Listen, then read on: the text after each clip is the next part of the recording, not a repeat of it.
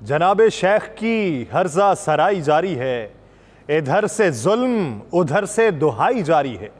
वो क्यों कहेंगे कि दोनों में अमन हो जाए, हमारी जंग से जिनकी कमाई जारी है।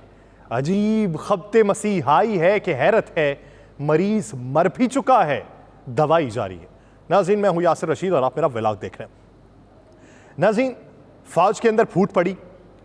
फौज में फूट पड़ने के बाद मंजरनामा ऐसा वजह होने लगा कि मुल्क का तख्ता हाथ से निकल जाएगा। फूट पड़ने की वजूहात क्या मंजर आम पे आई, बैनुल अक़वामी सतह के ऊपर शह सुर्खियों की जीनत कौन सी खबर बनी, उसके मंदरजात क्या थे, मुहर्रिकात क्या थे, पसे पर्दा हकाइक क्या हैं, वो आपके सामने रखूंगा। यूक्रेन पर रूस के हमले में युगेनी प्रिगोजिन एक अहम किरदार के तौर पर उभरे हैं। वो इस जंग में अहम इलाकों पर रूसी हमले की क़यादत करने वाले किराए के जंगजुओं की एक निजी फौज के इंचार्ज हैं।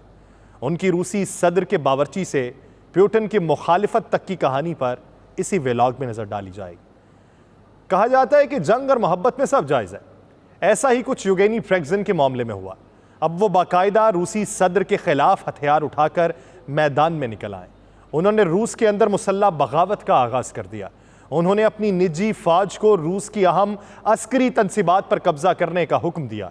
रूस की जानिब से वैगनर पर मुसल्लह बगावत के इल्जामात और जुमे की रात से रूसी फौजियों और वैगनर जंगजुओं में कशीदगी के बाद सदर व्लादिमीर पुतिन का कहना है कि रूस को तकसीम करने वालों को सख्त सजा दी जाएगी।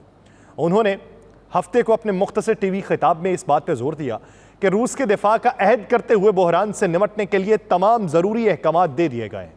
सदर पुतिन का कहना है कि रूस का मुस्तकबिल दाव पर लगा हुआ है।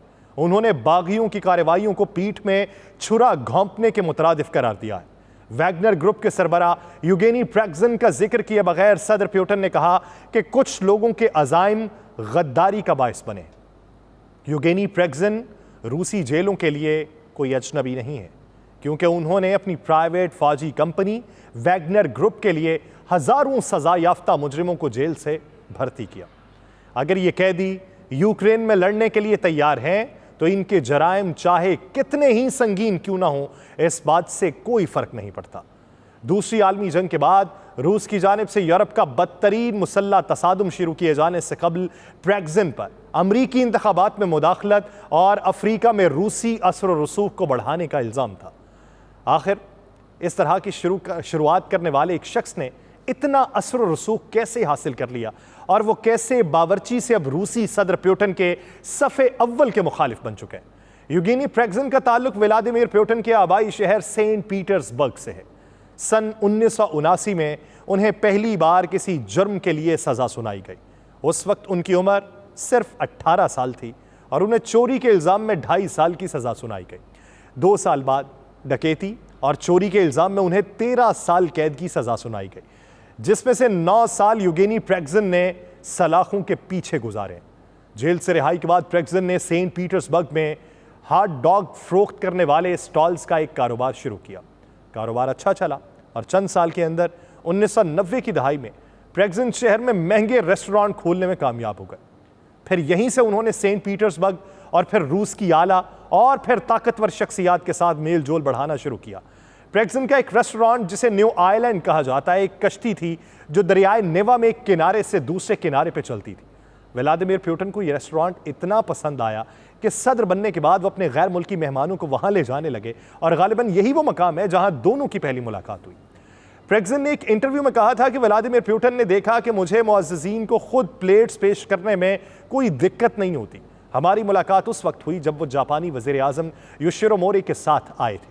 योशिरो ने अप्रैल 2000 में व्लादिमीर पुतिन की हुकूमत के बिल्कुल शुरू में सेंट पीटर्सबर्ग का दौरा किया था। पुतिन ने प्रिगोजिन पर इतना भरोसा करना शुरू कर दिया कि सन 2003 में न्यू आयरलैंड पर उन्होंने अपनी सालगिरह बनाई। कई साल बाद प्रिगोजिन की कैटरिंग कंपनी कॉनकोर्ड को क्रेमलिन को खाना फराहम करने का ठेका दिया गया, जिससे उन्हें पुतिन के शेफ का लक़ब मिला। प्रिगोजिन से वाबस्ता फर्मों ने मिलिट्री और सरकारी स्कूल्स की केटरिंग के मुनाफा बख्श ठेके भी हासिल कर लिए।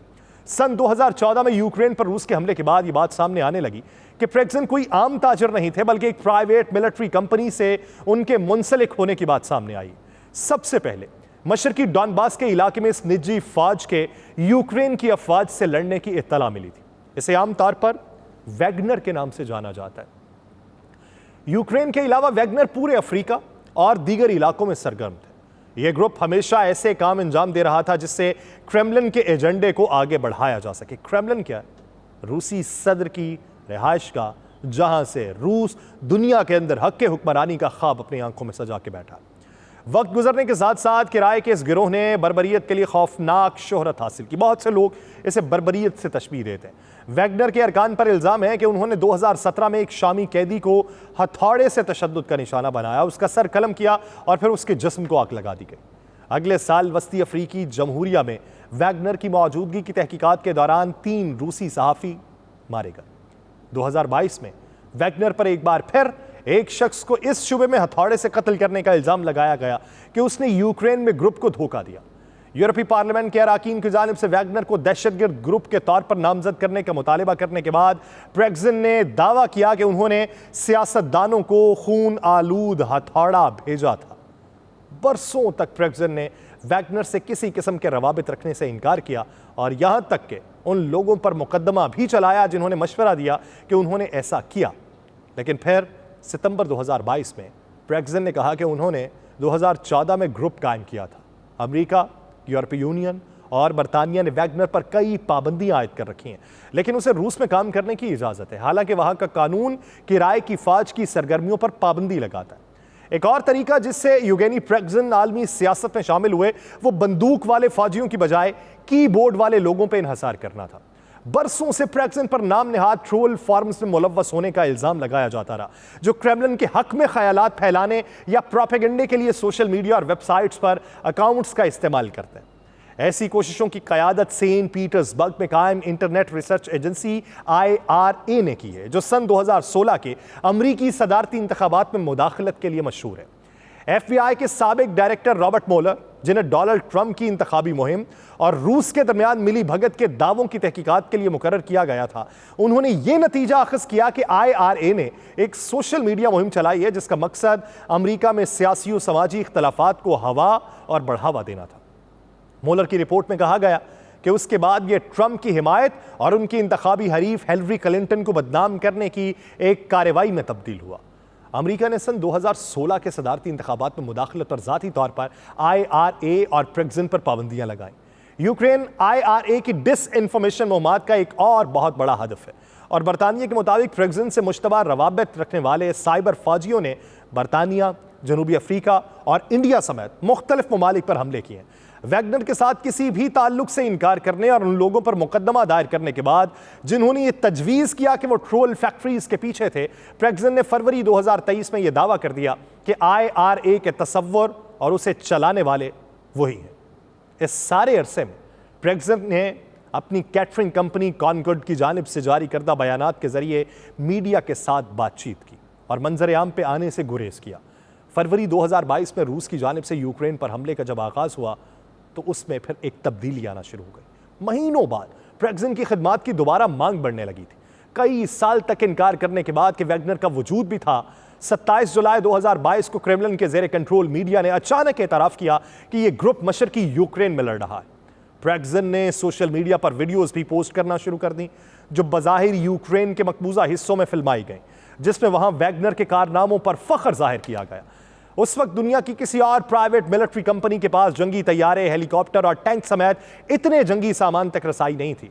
आपने मूवीज के अंदर ऐसे मनाजिर देखे होंगे, एक्सपेंडेबल्स मूवीज बनती हैं, यानी एक कंपनी बनाई जाती है, कंपनी जो साबिक मुखबरों पर मुश्तमिल होती थी वो एक नई कंपनी बना के फिर मुहम्मात के ऊपर निकलते थे और जिस मुल्क को मुहम्मात वो चाहिए होती थी वो वहां पे जाके अपनी खदमात देते थे।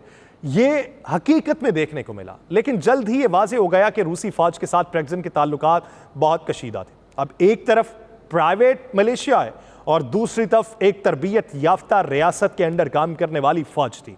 कशीदगी बढ़ी। उन्होंने बार बार रूस के आला हुकाम पर तनकीद की, दावा किया कि वजारत दिफा ने वैगनर को गोला बारूद से महरूम कर दिया और एक मौके पर वजीर दिफा और चीफ ऑफ जनरल स्टाफ पर गद्दारी का इल्ज़ाम भी लगाया गया। यूक्रेन में मुतअद्दिद रूसी फौजियों की हलाकत के बाद प्रेगजिन को जेलों से भर्ती करने की इजाज़त दे दी गई। उन्होंने ज़ाती तौर पर मुतअद्दिद जेलों का दौरा किया ताकि सजा याफ्ता मुजरिमों से वादा किया जा सके कि वो आज़ाद घर जा सकेंगे और यूक्रेन में वैगनर के लिए 6 माह की लड़ाई के बाद अगर वो बच गए तो उनकी सजा उनको ख़त्म कर दिया जाएगा। एक वीडियो में उन्होंने मुजरिमों से ये कहते हुए भी सुना गया कि आपके पास कोई और है जो आपको इस जेल से निकाल सके, मैं आपको यहां से जिंदा निकाल सकता हूं। उसके बाद ये मंजरनामा यहां तक बढ़ा कि हमला करने की बात आई और इसी हमले के पेश नज़र बैनुल अक़वामी सतह पे एक बात होने लगी कि वैगनर की जानिब से हुकूमत के ऊपर हमला किया जा रहा है। वैगनर ने हुकूमत के अंदर और फौज के अंदर कुछ जर्नैलों को अपने साथ में लाया, बगावत का आगाज कर दिया और यूं सदर व्लादिमीर पुतिन का तख्ता उलट दिया जाएगा। लेकिन फिर एक रात के ही दौरान मंजरनामा यकसर फिर से तब्दील होने लगा, सारी चीजें कंट्रोल में आने लगी, कुछ लोग उनके चेहरे अया होने लगे और सदर व्लादिमीर पुतिन ने यह ऐलान कर दिया कि जो चेहरे इसमें मुलव्वस हैं, जिन्होंने बगावत का ऐलान किया था या जिन्होंने तख्ता उलटना चाहा है, वो सब बेनकाब हो चुके हैं और रियासत उनके खिलाफ सख्त कार्रवाई अमल में लाएगी। अब दो तरह की बातें चल रही, एक ये कि वैगनर ने व्लादिमीर पुतिन के ही कहने पे ये सारा ड्रामा रचा है ताकि उन लोगों का तयन किया जा सके जो इस जंग के हालात में मुल्क को अंदर से खोखला कर रहे हैं। और कुछ लोगों की राय यह है कि जंग के असरात इस हद तक मुसल्लत हो चुके हैं कि बहुत करीबी लोग भी जो थे वो भी अब राहें जुदा करके बगावत पर उतरने लगे। लेकिन अगर ये सदर व्लादिमीर पुतिन के जहन की इख्तरा थी और इसी मंसूबे को अमली जामा पहनाया गया और इसमें वैगनर खुद भी मुलव्वस है या प्रैगजन खुद भी शामिल मंसूबा है, तो सोचिए कि बैनुल अक़वामी सतह पे मंसूबाजात किस तरीके से बनते हैं, वहाँ पर बगावतों को किस तरीके से कंट्रोल किया जाता है, वहाँ पे किस तरीके से मंजरनामे को तश्कील दिया जाता है। तो यही फिर मुल्क जो हैं वो दुनिया पे हुक्मरानी का ख्वाब देखते हैं। बसूरत दीगर तीसरी दुनिया के अंदर अगर कोई बगावत का अलम बुलंद हो जाए तो इससे पहले कि उस अलम को गिराया जाए और बगावत को कुचला जाए, बहुत सी जगहों पे हक़ हुक्मरानी ही नहीं रहती। हमारे यहाँ बेशतर मिसालें हैं तीसरी दुनिया के ममालिक की। तो हमें ये सीखना है कि वक्त के साथ साथ जहन साजी कैसी होती है और जंगें अब किस तरीके से लड़ी जाती हैं। मुझे दीजिए इजाज़त, अल्लाह ने के बाद।